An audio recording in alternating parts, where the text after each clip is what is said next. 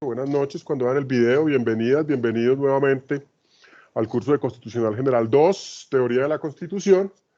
Estamos hablando de la teoría de los derechos humanos y la semana pasada, cuando dimos inicio, tratamos de presentar un marco de referencia que nos permitiera entender la relación que existe entre los contenidos de la Constitución política, los contenidos de los derechos y los mecanismos o las vías de satisfacción de esos derechos, para tratar de demostrar dos o tres cosas o de explicar dos o tres cosas. Lo primero es que existe una relación estrecha, inescindible, de interdependencia entre la teoría de los derechos humanos, la teoría de la separación del poder público y la teoría democrática. Y para poder explicar esa relación sostuvimos varias cosas. Apelando un poco a la perspectiva de Luigi Ferrajoli, afirmamos que en los contenidos constitucionales existen dos esferas. Una esfera de indecidibilidad y una esfera de decidibilidad, que están definidas a partir de la autorización o la competencia que tienen los poderes públicos para decidir o no sobre ciertos contenidos constitucionales. Y en esa medida sosteníamos que los contenidos indecidibles son aquellos contenidos que ni siquiera en una democracia pueden ser resueltos por las mayorías, es decir, son aquellos contenidos que imponen una restricción o un coto vedado, en los términos de Garzón Valdés, a la competencia de los poderes públicos para resolver sobre ellos. Mientras que, paralelo a ellos, existían unos contenidos o existen unos contenidos decidibles que podrían definirse como aquellos contenidos sobre los cuales no puede dejar de decidirse, es decir, contenidos sobre los cuales existe una obligación de decisión. Decíamos que en relación con los contenidos de los derechos, podíamos afirmar que los contenidos indecidibles daban lugar a aquellos contenidos de los derechos que podríamos denominar negativos, es decir, aquellos contenidos que imponían obligaciones de restricción o de no hacer a las autoridades, mientras que los contenidos decidibles, es decir, aquellos sobre los cuales recae una obligación de decisión, podrían ser identificados con aquellos contenidos de los derechos que podríamos llamar positivos. Es decir, aquellos contenidos sobre los cuales existe una obligación de decidir, de hacer o de dar. Finalmente, dijimos que en relación con las vías de satisfacción, las obligaciones de los estados frente a los derechos humanos, que son fundamentalmente cuatro: reconocer, respetar, garantizar y proteger, operaban a partir de la existencia de instrumentos o mecanismos para crear las condiciones de posibilidad materiales para el ejercicio de esos derechos, caso en el cual estábamos hablando de las obligaciones de garantía y que hacían parte de la vía de la estructura, y de la existencia de mecanismos, procedimientos, instrumentos, protocolos que ante la violación del derecho le aseguraran al titular de ese derecho que podía acudir a alguna autoridad para que se determinara el victimario, la víctima, el daño y la reparación, indemnización o restablecimiento del derecho. Que estos elementos en relación con las obligaciones implicaban que el reconocimiento es una obligación en virtud de la cual el Estado debe incorporar en el derecho doméstico los derechos humanos, y vamos a ver cómo puede hacerlo. La obligación de respeto implica que el Estado se abstiene de actuar para violar o amenazar los derechos humanos. La obligación de garantía implica que el Estado actúa creando condiciones de posibilidad materiales para la satisfacción de los derechos, y en ese sentido la satisfacción de las necesidades individuales o colectivas de naturaleza pública o privada, espiritual o material, que está asociada al derecho, y que la obligación de protección, como ya lo afirmamos, implica que ante la violación existen mecanismos para exigir su protección. Entonces vamos a hablar de la teoría de los derechos humanos, por lo menos desde cuatro dimensiones. Vamos a hablar de la dimensión histórica de los derechos humanos, vamos a hablar de la dimensión política de los derechos humanos, vamos a hablar de la dimensión ética de los derechos humanos, de la dimensión jurídica, para finalmente cerrar con una suerte de clasificación muy sintética que nos lleve pues al ejercicio de exposición que ustedes deben hacer. Para ello, pues lo primero es partir de la idea de que sobre los derechos humanos es posible hacer, varios análisis. En los procesos de formación jurídica, estos análisis suelen concentrarse en la dimensión jurídica, esto es, en la relación que se establece entre el ciudadano, el individuo, la persona humana como titular del derecho y el Estado como titular de las obligaciones que derivan, que ya mencioné, son 4 por lo menos: reconocer, respetar, garantizar y proteger. Sin embargo, es necesario apostarle a una reflexión un poco más comprensiva, ¿sí?, sobre lo que son los derechos humanos, y por eso introduzco otras 3 dimensiones: la dimensión histórica, la dimensión política y la dimensión ética. Y para ello parto de que los derechos humanos, cuando hacemos mención a ellos, estamos haciendo alusión al resultado del contexto. Es decir, los derechos humanos son la consecuencia de las circunstancias de modo, tiempo y lugar en el que las sociedades reivindican ciertas condiciones existenciales para titularizarlas como derecho, atendiendo al modelo social vigente en ese contexto específico. De allí que podamos identificar inicialmente por lo menos 3 perspectivas para el análisis de los derechos humanos, que voy a mencionar, pero obvio en mi reflexión porque le apunto, digamos, a una perspectiva un poco más comprensiva. De un lado, una perspectiva naturalista, que, digamos, podría considerarse que los derechos humanos se proclaman como derechos de todas las personas y de los que son titulares por el solo hecho de serlas. Es decir, una perspectiva bastante afincada en el justnaturalismo de naturaleza contractualista e incluso en el historicismo, que sostiene que por el solo hecho de ser personas, individuos de la especie humana, somos titulares de derechos, y que en el fondo lo que terminan haciendo los regímenes jurídicos y políticos es reconocer una condición que es previa a la configuración de la sociedad, o a la configuración, digamos, del estamento social. De allí que los derechos se expresen a partir de su titularidad por la condición humana, ¿sí?, y por el mero hecho de serlo, ¿sí?, y que por ello son inherentes, y que por ello no dependen de una adscripción particular a un título de nacionalidad, ¿sí?, o a un título racial específico, sino que por el solo hecho de ser seres humanos los tenemos. Hay otra corriente que podríamos llamar la corriente positiva, o positiva o positivista, que afinca los derechos en, digamos, en una fuerte perspectiva de naturaleza estatalista, en virtud de la cual los derechos humanos son aquellos que son reconocidos por el Estado, y particularmente por instrumentos de naturaleza jurídica que así los reconocen, de tal suerte que los derechos inician a partir del ejercicio de garantía y de reconocimiento en los instrumentos normativos o de política pública, y que solo se protejan aquellos derechos que están reconocidos justamente en esos instrumentos, bien de derecho internacional o bien de derecho doméstico o de derecho interno. Frente a estas 2 corrientes, una afincada en el justnaturalismo, otra afincada fuertemente en el positivismo, digamos, hay una corriente contemporánea que toma lo mejor de cada una, para tratar de decir algo más o menos así: que efectivamente los estados reconocen, o que digamos, las formas de organización social contemporáneas, que llamamos estados contemporáneos, estados modernos, reconocen como derechos aquellas condiciones existenciales que son previas a la configuración del estamento social, ¿sí?, y que hacen referencia a una serie de condiciones de naturaleza civil y política, naturaleza económica, social y cultural, e incluso de naturaleza ambiental, de las que los seres humanos necesitamos para poder vivir dignamente. Entonces, en el fondo, digamos, hay una combinación de esos 2 modelos, el justnaturalista y el positivista, y que por eso, pues, los derechos son inherentes, pero además se encuentran títulos de reconocimiento, de garantía y protección. Yo quisiera avanzar más bien en una perspectiva de la dimensión histórica, planteando inicialmente la distinción que hace Mauricio Fioravanti en Los Derechos Fundamentales, breves apuntes de historia de las constituciones, un texto publicado por la editorial Trota, y que creo yo debe ser leído a la par con su texto sobre la historia del constitucionalismo en Occidente, y donde Mauricio Fioravanti sostiene que para fundamentar las libertades desde el punto de vista teórico-doctrinal y además ideológico, y propugnar por su reconocimiento y formas de garantía en los ordenamientos jurídicos modernos, es decir, aquellos ordenamientos jurídicos que surgen a la par con el surgimiento del Estado moderno, hay por lo menos 3 vertientes: la historicista, la individualista y la estatalista.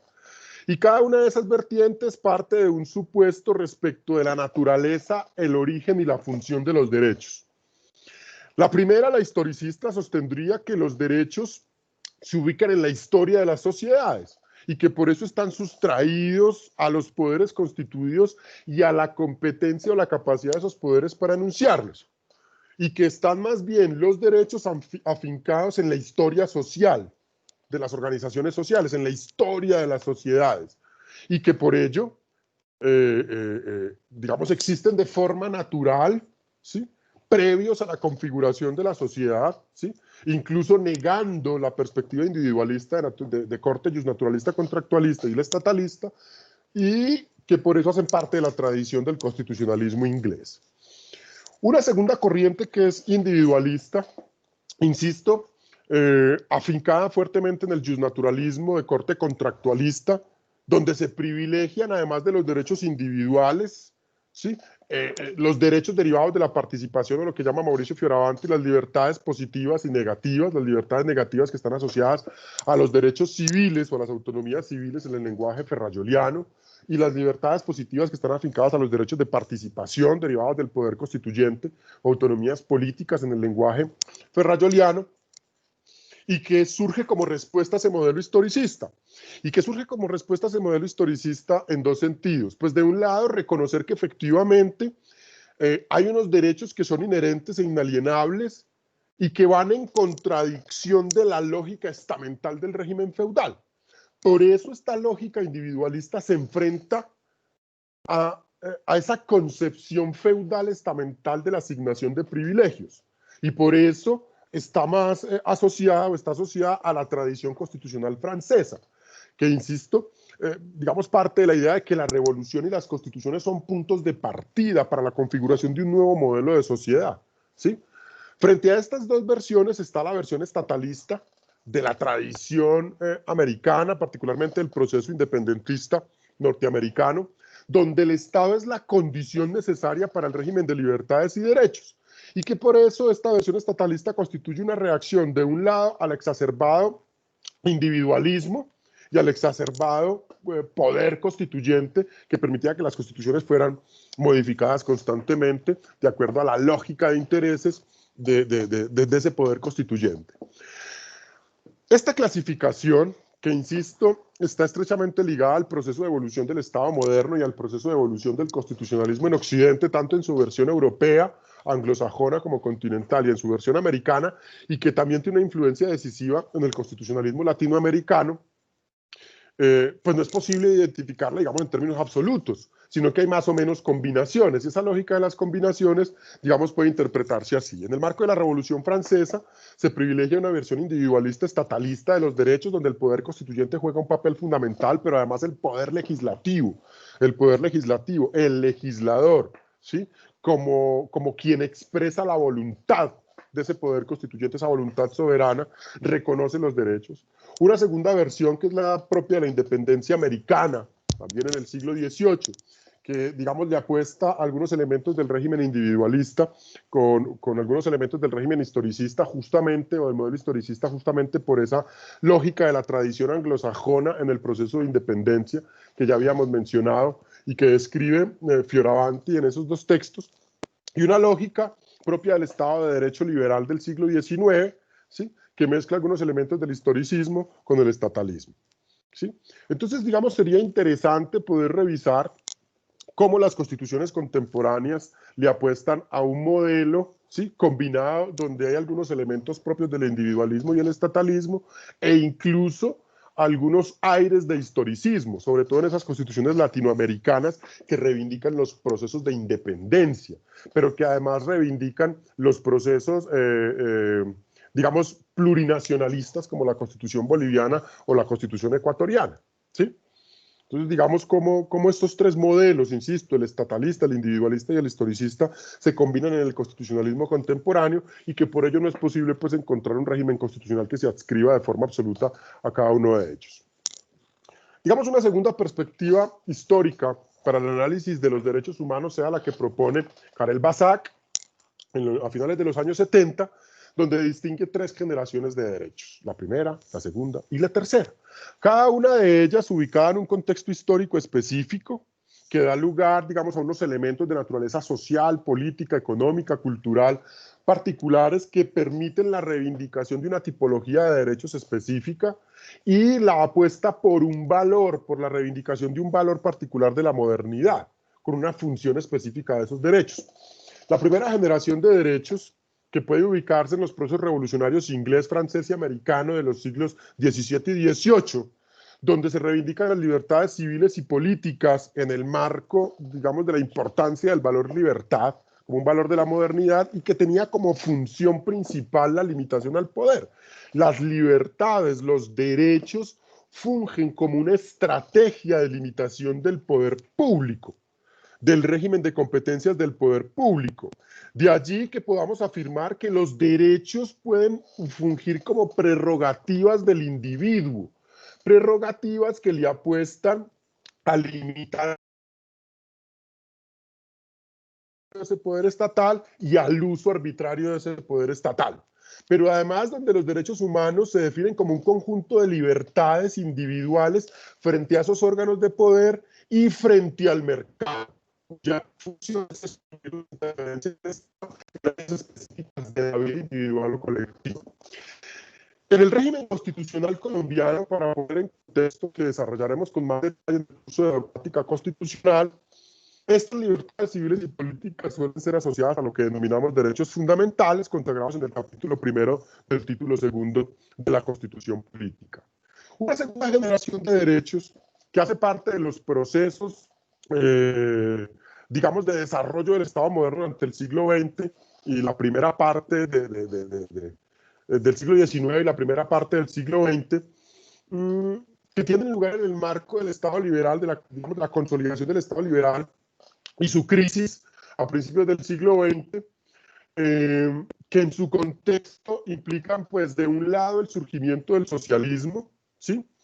De otro lado, el fortalecimiento de las organizaciones de base, las organizaciones obreras para la reivindicación de sus derechos. De otro lado, el movimiento de las sufragistas y la reivindicación de los derechos políticos de la mujer, ¿sí? Pero que además se insertan en lo que se denominó la crisis del Estado liberal. Y esa crisis se expresaba en la incapacidad de las reglas del mercado para asegurar la igualdad de condiciones económicas de todos los individuos, es decir, de todos quienes pertenecían al conglomerado social. Y la necesidad en ese sentido de que el Estado intervenga, la economía, intervenga el mercado para restablecer el equilibrio allí donde fue turbado o donde fue perturbado por esas relaciones económicas. Aparecen, pues, digamos, 2 instrumentos constitucionales en el plano del derecho comparado importantísimos. Una, la Constitución de Querétaro, la Constitución mexicana de 1917, que es resultado del proceso revolucionario agrario en México que se desata en 1910, y con posterioridad, 2 años después, la Constitución de Weimar de 1919, que serían los 2 primeros instrumentos constitucionales que incorporan el principio de intervención estatal en la economía.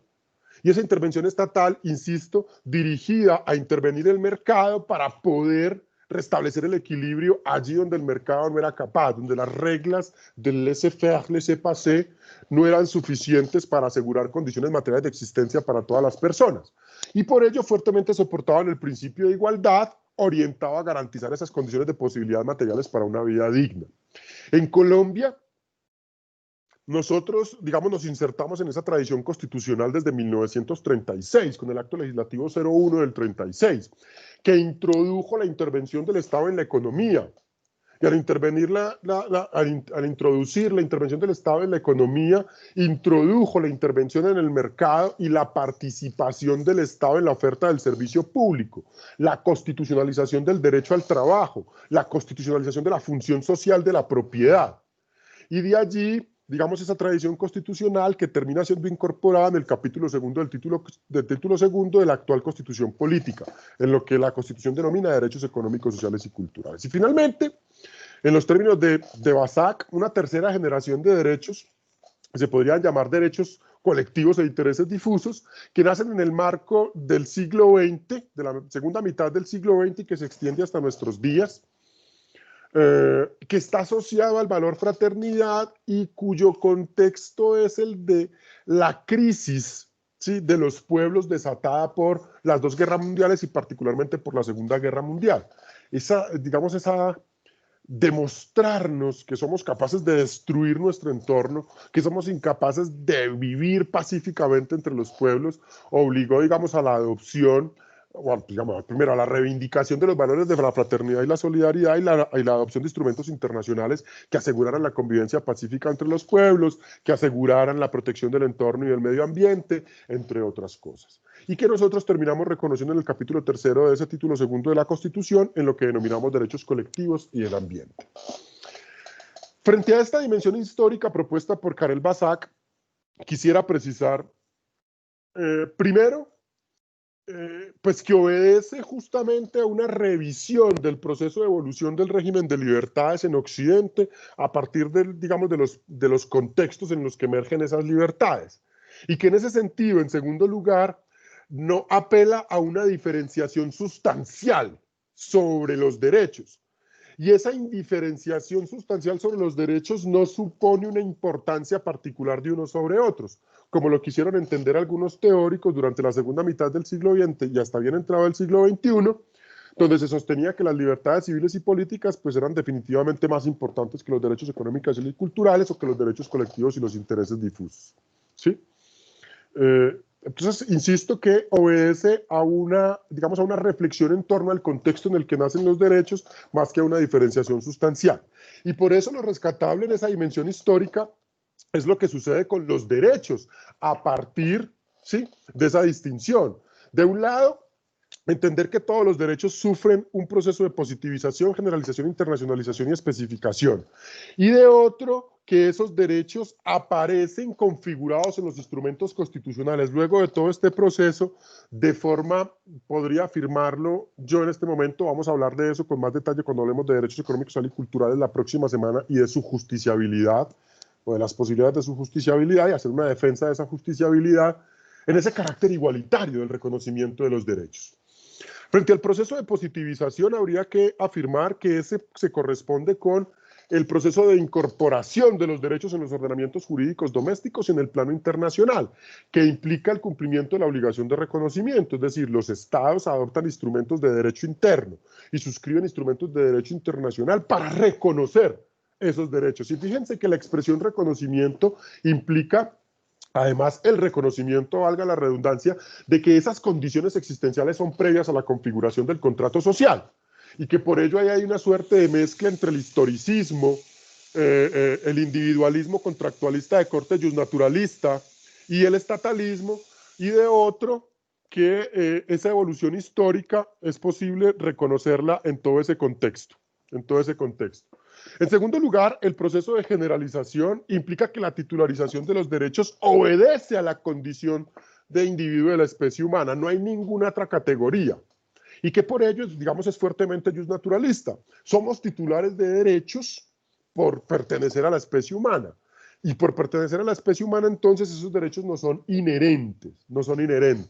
Es una fórmula naturalista bien fuerte que se expresa, por ejemplo, en los términos del artículo 94 de nuestra Constitución Política, donde se afirma que el reconocimiento de los derechos en instrumentos internacionales y en la Constitución, ¿sí?, no implica la negación de otros derechos que son inherentes a las personas, a la condición de persona humana. ¿Sí?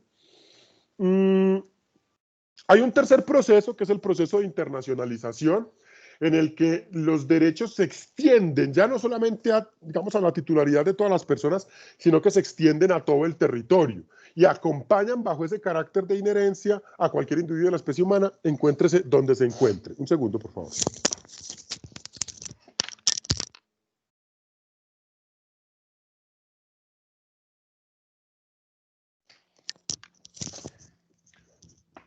Finalmente, hay un proceso de especificación que implica que en ese proceso de evolución de los derechos y de los instrumentos internacionales y de los instrumentos de derecho doméstico que los reconocen, los garantizan y los protegen, se reconoce además la existencia de sujetos de especial protección en el marco de los derechos humanos.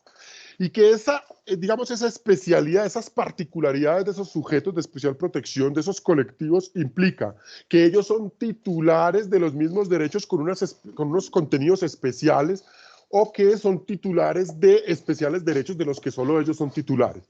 Ahí es cuando comienzan a aparecer instrumentos internacionales específicos, como por ejemplo la Convención sobre los Derechos de la Mujer, la Convención Belén do Pará para el Sistema Regional o el Sistema Interamericano de Protección de Derechos Humanos, la Convención sobre la Discapacidad, la Convención sobre los Derechos del Niño, el Convenio 169 de 1989 de la OIT sobre los derechos de las comunidades indígenas y tribales, entre otros. Es decir, comienzan a aparecer instrumentos internacionales que especifican especiales contenidos para los derechos de ciertos colectivos o incluso titularizan especiales derechos para esos sujetos, ¿sí?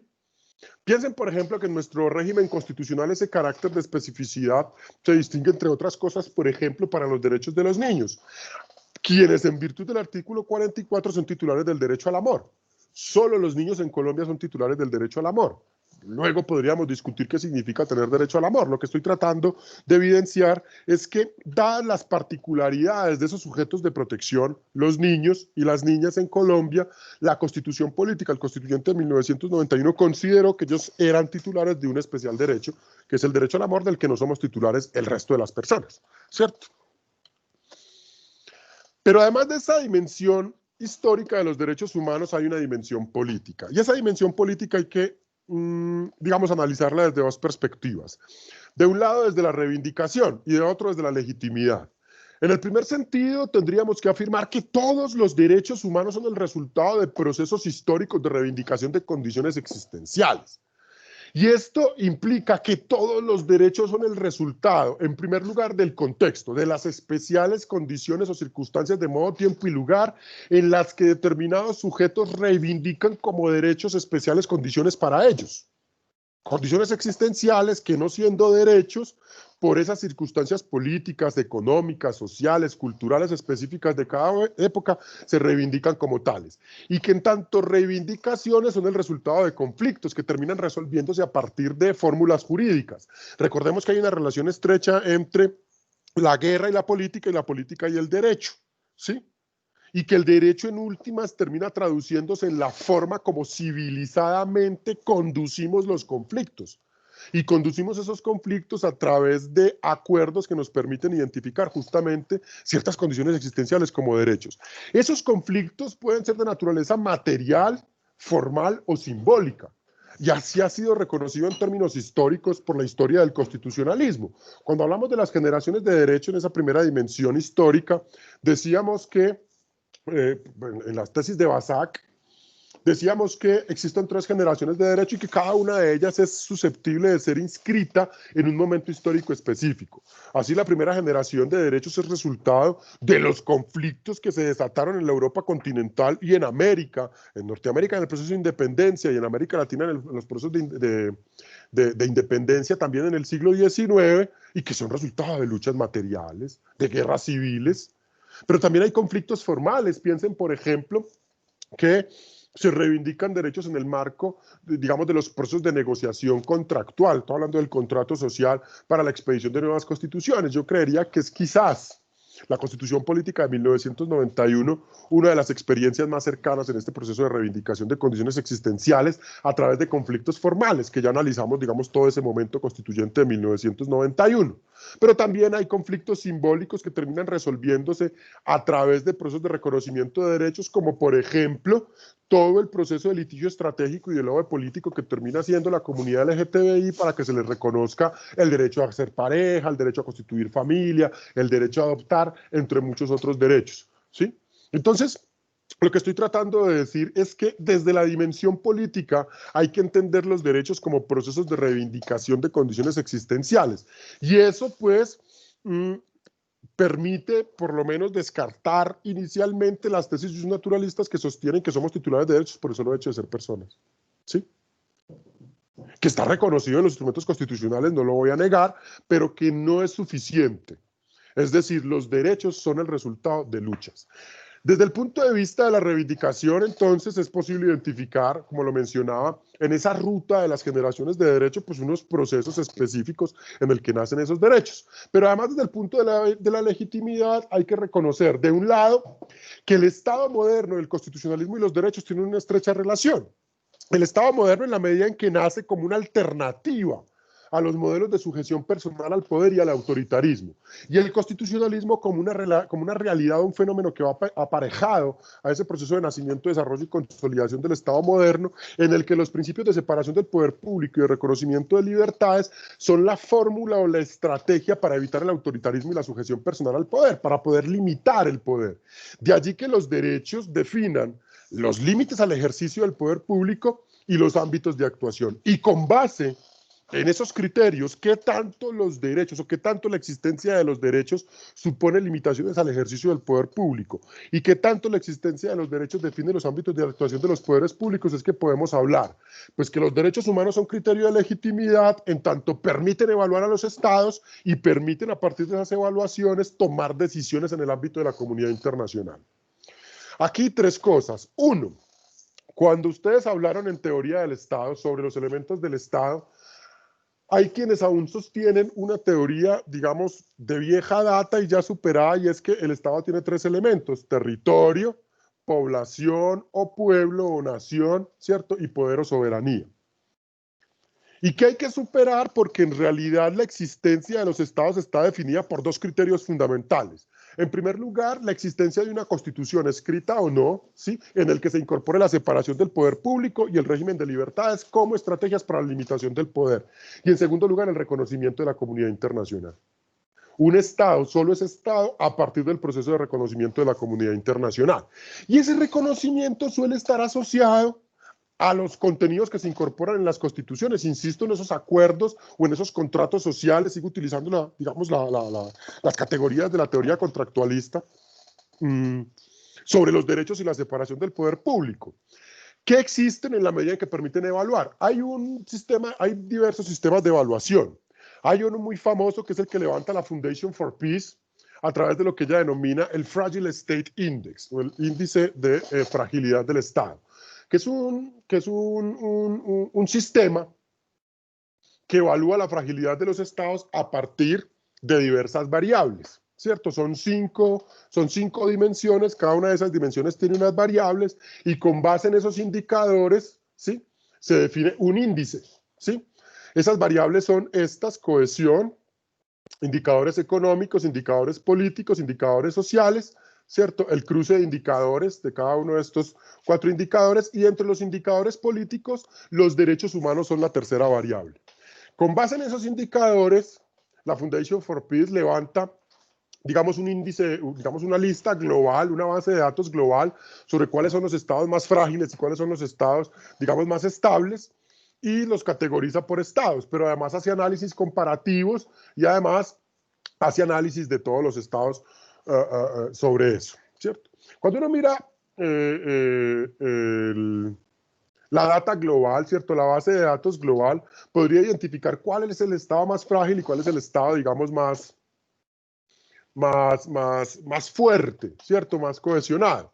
El estado más frágil es Yemen, tiene un indicador de 112.4, ¿sí? Entre más alto sea el indicador de fragilidad, más frágil es el estado, ¿cierto? Y el estado más fuerte es Finlandia, ¿cierto?, que tiene un indicador de 14.6, ¿cierto? Está en el puesto 178, ¿sí? Y cada uno de ellos es evaluado, ¿sí?, por estado, ¿cierto? Entonces aquí está Finlandia, digamos que es el estado, digamos, menos frágil, por decirlo de alguna manera, tiene un indicador de 14.6 de 178 países, ¿cierto? Y muestra, digamos, la base de datos muestra cómo va evolucionando en el tiempo, cómo evoluciona en los años en cada uno de los indicadores que se levantan a partir de las 5 dimensiones, y muestra el comportamiento, ¿cierto?, las tendencias de comportamiento a lo largo de los años.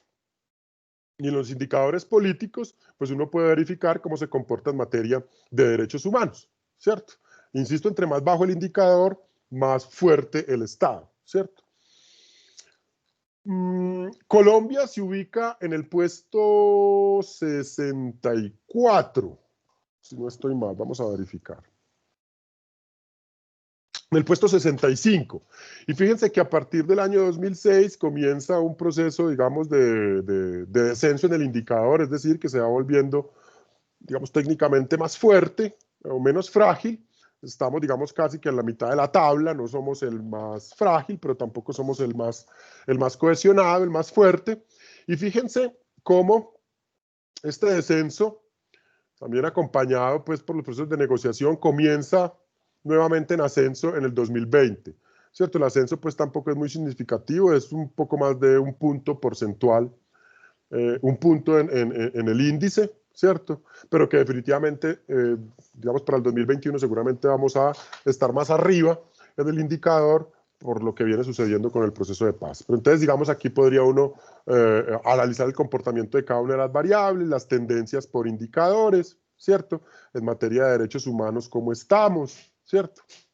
Digamos que es muy importante esta data, podría utilizarse para hacer análisis, quizás alguno que vaya a analizar el tema de la fragilidad del Estado colombiano en su ensayo, podría valerse de esto. ¿Y para qué sirve esto? ¿Cierto? Que en últimas, ¿para qué sirve esto? Pues lo que estoy diciendo es que los derechos humanos, como parte de los indicadores a partir de los cuales se evalúa la fragilidad de los estados, antes se le denominaba el failure, ¿cierto? El Failure State Index, el índice de estados fallidos, ahora se llama el índice de estados frágiles.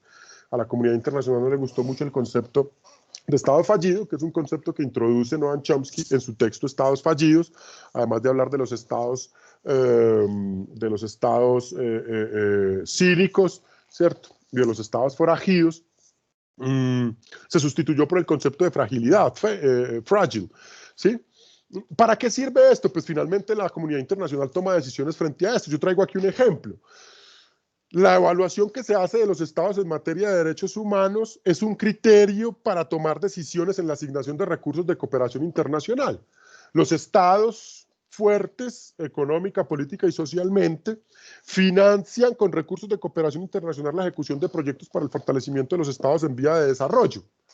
Y para poder asignar esos recursos, entre otros indicadores, están los derechos humanos. ¿Cierto? Por ejemplo, la asignación de recursos por cooperación internacional para Colombia con el Plan Colombia estaba estrechamente ligado, entre otras cosas, al reconocimiento, protección y garantía de los derechos humanos y no violación de los derechos humanos, protección de líderes sindicales, de líderes de derechos humanos, de líderes ambientalistas, entre otras cosas, ¿cierto? Pero además los estados pueden tomar decisiones políticas frente a este tipo de evaluaciones. Cuando un estado, sí, también depende de la dinámica, ¿cierto?, de la comunidad internacional y de los movimientos geopolíticos.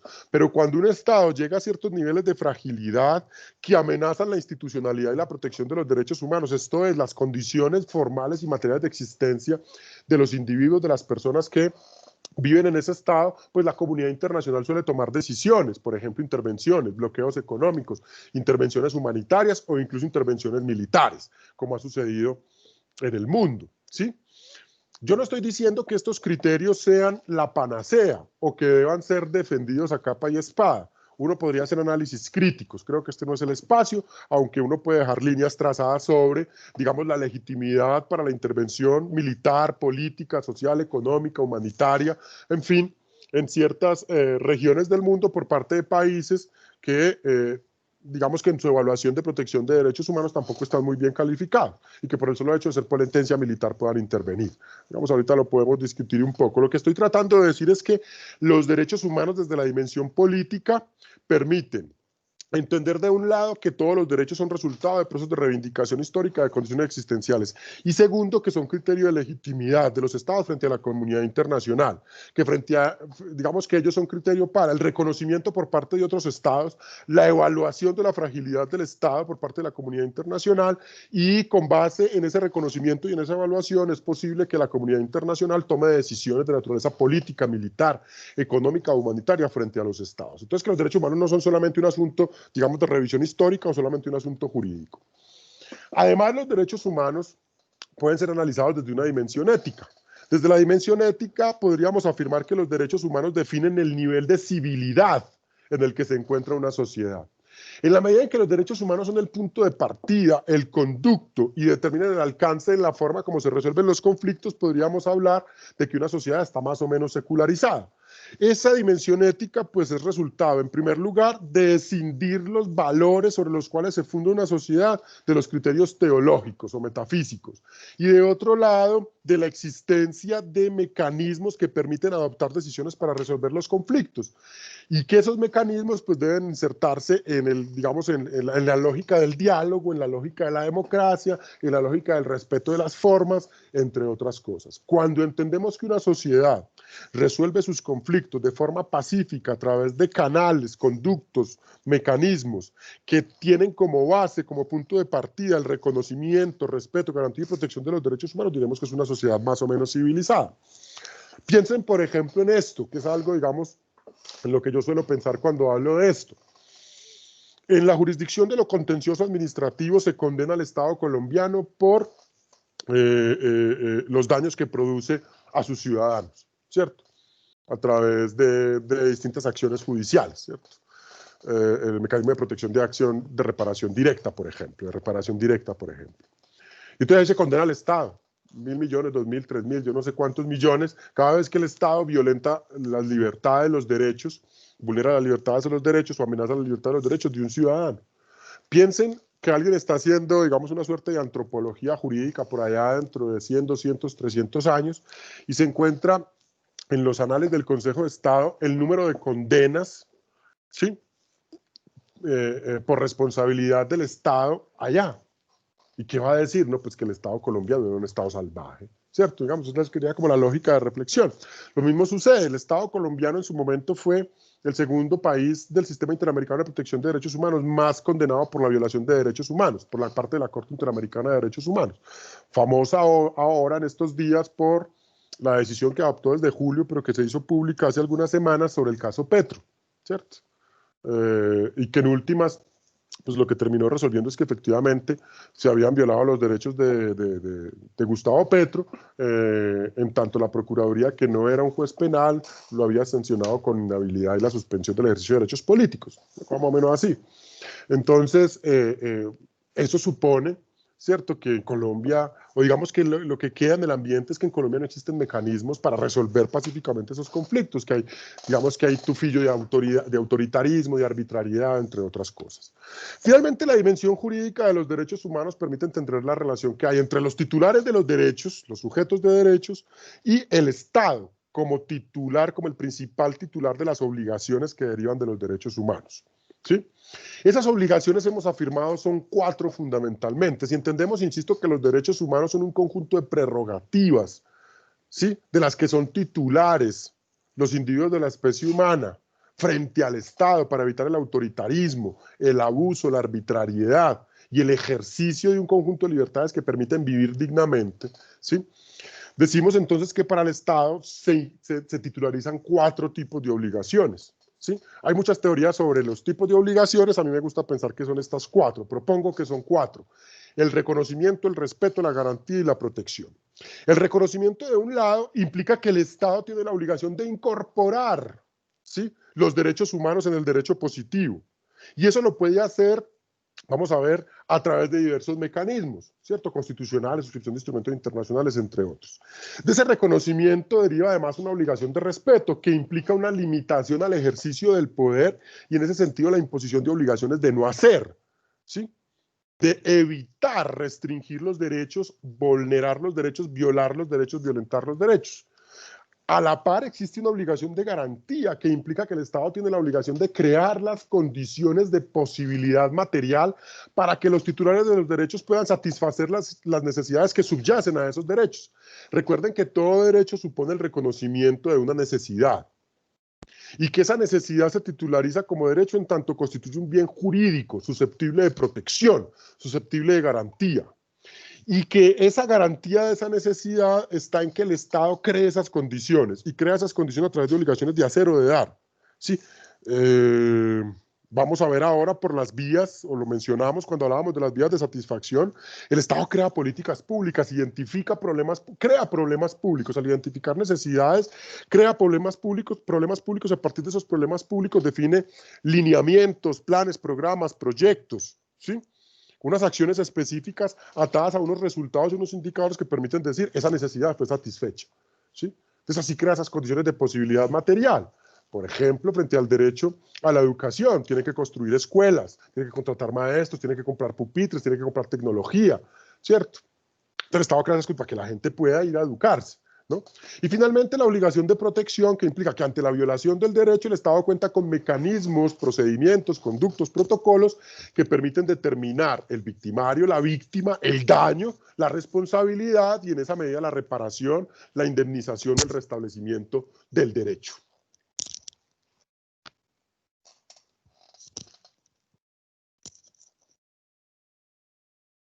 Frente a esa obligación de reconocimiento, entonces, que implica la incorporación del derecho en los ordenamientos jurídicos de los estados, ello lo puede hacer a través de instrumentos de derecho internacional público de los derechos humanos, suscribiendo convenios de derechos humanos, instrumentos internacionales de derechos humanos, a través de disposiciones de derecho doméstico, disposiciones constitucionales o legales, o a través del bloque de constitucionalidad que ya analizamos. Frente a los instrumentos de derecho internacional, pues es necesario distinguir el Sistema Universal de Protección de Derechos Humanos y el Sistema Regional o Sistema Interamericano de Protección de Derechos Humanos, que es el que nos aplica a nosotros por ser miembros de la Organización de Estados Americanos. Dentro de esos instrumentos de derecho internacional, en el marco del Sistema Universal de Protección de Derechos Humanos, encontramos varios instrumentos internacionales que van desde los, digamos, desde los protocolos, los pactos internacionales de derechos civiles y políticos y derechos económicos, sociales y culturales, pasando por las convenciones sobre los derechos de la mujer, de los migrantes, de los trabajadores migrantes, de los niños, y los protocolos facultativos a esas convenciones. Pero además en el sistema interamericano contamos con la Convención Americana sobre Derechos Humanos, que es quizás el principal instrumento del sistema. Frente a las disposiciones de derecho doméstico interno, pues tenemos normas constitucionales, vamos a ver con más detalle, normas constitucionales, particularmente el título segundo, que en sus capítulos 1, 2 y 3 reconoce los derechos fundamentales, los derechos sociales, económicos y culturales, y los derechos colectivos y del ambiente, y desarrollos legales o desarrollos legislativos de esos contenidos constitucionales que desarrollan o bien los derechos constitucionales reconocidos o incorporan nuevos derechos. Y como ya hablamos, bueno, y en las disposiciones de derecho doméstico, incluso disposiciones de muy bajo rango en la estructura jerárquica del ordenamiento jurídico. Pienso, por ejemplo, en el derecho a la ciudad, que está incorporado en algunos planes de ordenamiento territorial, que son normas, ¿sí?, de alcance distrital o municipal, pero que se incorpora ahí. Realmente tenemos el bloque de constitucionalidad que hemos entendido, son un conjunto de normas que si bien formalmente no están incorporadas en la constitución política, materialmente se reconoce su incorporación. Luego tenemos la obligación de respeto. Esta obligación de respeto implica que el Estado debe abstenerse de violar los derechos, bien por acción, de forma directa o indirecta, por acción o por omisión, ¿sí? Esta obligación está reconocida o está incorporada en los instrumentos más importantes de derecho internacional. Aquí tengo la Convención Americana sobre Derechos Humanos, que en su artículo 1.1 establece esa obligación de respeto. Dispone el artículo 1.1 que los estados parte en la convención se comprometen a respetar los derechos y las libertades reconocidos en ella y garantizar su libertad y pleno ejercicio, ¿cierto? Entonces, la obligación de respeto. Pero además el Pacto Internacional de Derechos Civiles y Políticos, que también incorpora esa obligación en su artículo segundo, dispone el artículo segundo que cada uno de los estados partes en el presente pacto se compromete a respetar, ¿cierto?, a todos los individuos que se encuentran en su territorio y están sujetos a su jurisdicción, los derechos reconocidos en el presente pacto. Quedaría la duda, digamos, hay ejercicios de análisis detallados, profundos sobre el alcance de la obligación de respeto en el Pacto Internacional de Derechos Económicos, Sociales y Culturales. Sin embargo, pues la obligación de respeto es inherente a todos los derechos, ¿cierto?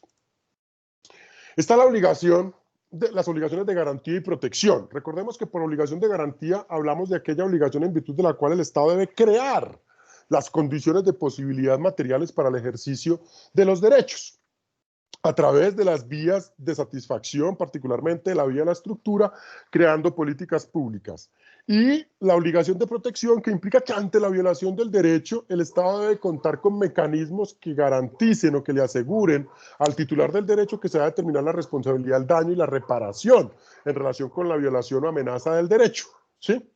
Estas obligaciones también están incorporadas en estos instrumentos internacionales, ¿sí?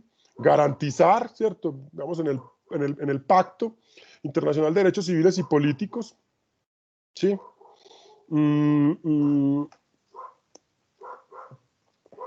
Se establece que el Estado debe contar con procedimientos constitucionales ajustados a la Convención para garantizar los derechos, ¿sí? Y además se dispone que debe contarse con mecanismos, fíjense, cada uno de los estados parte del presente pacto se compromete a garantizar que toda persona cuyos derechos o libertades reconocidos en el presente hayan sido violados podrá interponer un recurso efectivo, ¿cierto? Podrá interponer un recurso efectivo, ¿sí? Para asegurar que se le protege de tal violación. Entonces ahí es donde aparecen, habíamos mencionado, las vías de satisfacción, de un lado la vía de la estructura y de otro lado la vía de la emergencia frente a los derechos.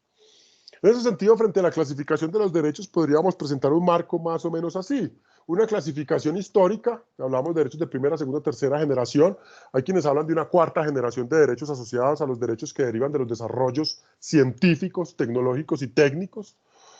Una clasificación en relación con su contenido, en virtud de los cuales hay derechos civiles y políticos, derechos económicos, sociales y culturales y derechos colectivos e intereses difusos. Una clasificación en relación con los ámbitos de protección, derechos de aplicación inmediata, derechos de garantía reforzada y derechos de desarrollo progresivo, que también vamos a analizar la próxima semana, y otras clasificaciones como derechos no humanos, es decir, aquellos derechos de los que son titulares entidades no humanas, piensen por ejemplo en los derechos de los animales, o en los fallos que desde hace los últimos 5 o 6 años se han venido emitiendo por las altas cortes en Colombia, no solamente la Corte Constitucional, sino la Corte Suprema de Justicia del Consejo de Estado en relación con la protección de entidades no humanas, el río Atrato, el río Amazonas, entre otros, ¿cierto? Los páramos, ¿sí? Derechos innominados, derechos emergentes y la clasificación ferrayoliana que abordaremos la próxima semana. En síntesis, hablaríamos de derechos civiles y políticos como aquellas primeras reivindicaciones que algunos han caracterizado como prevalentes, intangibles y exigibles directamente, que vamos a ver que esto no es cierto, y que aseguran la libertad y la igualdad formal, fundamentados en la libertad y la dignidad, y que tienen como propósito fundamental la limitación del poder y asegurar la participación política en esos dos ámbitos de libertades que reconoce Mauricio Fioravanti, las libertades negativas, que es lo que podríamos llamar las autonomías civiles en Ferrajoli, sí, que se corresponden con los derechos civiles, la propiedad, la igualdad, la libertad, entre otras, y las libertades positivas, que son aquellos que se corresponden con las libertades políticas o los derechos de participación, el voto, elegir y ser elegido, entre otras. Los derechos económicos, sociales y culturales que se reivindican con posterioridad a las libertades civiles y políticas en el contexto del surgimiento del socialismo con el manifiesto del Partido Comunista en 1948 y su posterior circulación a partir de los años 60 del siglo XIX con la edición que hace Mijail Bakunin del texto, y que algunos suelen caracterizar como en el ámbito de la decidibilidad y la progresividad. Vamos a ver que esto no es cierto, que todos los derechos tienen un ámbito decidible y un ámbito indecidible, que aseguran la igualdad material, ¿sí? Y que Ferrajoli distingue entre derechos sociales de libertad y derechos sociales de prestación, digamos muy atado también a la diferenciación o clasificación alexiana para efectos de aplicación del test de ponderación, ¿sí? Digamos, que los derechos entendidos como principios, que también analizaremos la próxima semana y vamos a tratar de desmitificar un poco, y que están orientados fundamentalmente a procurar condiciones materiales de existencia dignas, ¿cierto? Unos derechos que denominamos innominados, que son aquellos derechos que no encuentran reconocimiento, que no están expresamente reconocidos en instrumentos internacionales o en instrumentos de derecho doméstico, pero que son inherentes por el solo hecho de ser individuo de la especie humana. En ese sentido no están positivizados y emergen de la interpretación con autoridad que hacen los tribunales constitucionales. En Colombia, la Corte Constitucional, que ha construido toda una teoría de los derechos innominados, estoy terminando un trabajo sobre ello, Espero publicarlo pronto. Cuando lo publique, pues se los comparto sobre cómo ha evolucionado el reconocimiento de los derechos innominados en el ordenamiento jurídico colombiano. Aquí traigo algunos para que los miremos: el derecho al olvido, el derecho a la libertad informática, el derecho a la caducidad del dato negativo, el derecho a la filiación, el derecho a la seguridad personal, el derecho a la recuperación de la funcionalidad de un órgano del cuerpo humano, el derecho a que sea intentado, el right to try, que es propio del derecho anglosajón, que es el derecho que se ha intentado en materia de salud, el derecho a la comunicación, el derecho a la verdad, la justicia y la reparación de las víctimas, el derecho a la estabilidad laboral reforzada, entre otros, el mínimo vital y la subsistencia, en fin. Entonces que hay toda una teoría de los derechos innominados que, insisto, derivan de la interpretación con autoridad que hace la Corte Constitucional para el caso colombiano de la Constitución Política y que está anunciado en la fórmula del artículo 94, que ya sabemos hace parte del bloque de constitucionalidad. Otros derechos que se denominan derechos emergentes, que son derechos que están reconocidos en instrumentos de la sociedad civil, ¿sí? Y que también, digamos, para algunos hacen parte de instrumentos internacionales y domésticos que resumen la tradición política, económica y jurídica de naturaleza liberal, que es en la que se afinca el constitucionalismo contemporáneo del Estado moderno, que implica, pues, de un lado, el reconocimiento de nuevas necesidades y la inexistencia de regulación, por ejemplo, frente al cambio climático, los desarrollos tecnológicos, entre otras, pero que además hacen parte hacen parte de los resultados que derivan de la interpretación evolutiva y la sobreinterpretación que se hace en los instrumentos internacionales, constitucionales y legales que reconocen derechos a través de una interpretación que se ha llamado evolutiva de los derechos humanos y que implica el reconocimiento de condiciones existenciales nuevas que deberían ser incorporadas como derechos. No hay instrumentos internacionales a propósito porque justamente son iniciativas de la sociedad civil. Hay una iniciativa muy interesante que se llama la Declaración Universal de los Derechos Humanos Emergentes, que, insisto, es una iniciativa de la sociedad civil que pueden revisar en internet, donde se hace el reconocimiento de una serie de derechos a partir de las dimensiones de la democracia y una serie de principios que modelan esos derechos. En esa medida, pues, es posible, digamos, presentar a grandes rasgos la teoría de los derechos humanos.